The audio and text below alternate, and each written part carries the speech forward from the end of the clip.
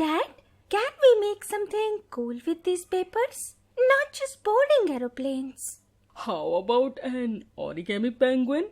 It's cute, stands upright, and can even wobble like it's working. Yes, teach me, Master Penguin Maker. Step 1. Fold the paper in half to make a triangle. Crease it sharp like a penguin's beak. Triangle done.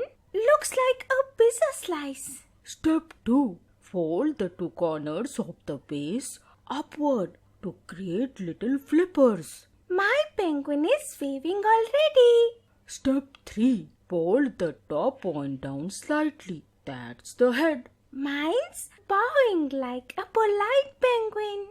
Last step. Fold the whole shape in half, but leave a tiny gap at the bottom so it can stand. It's alive! Let's make a whole penguin family. We can draw tiny scarves or hats with markers. This one's the king of the ice.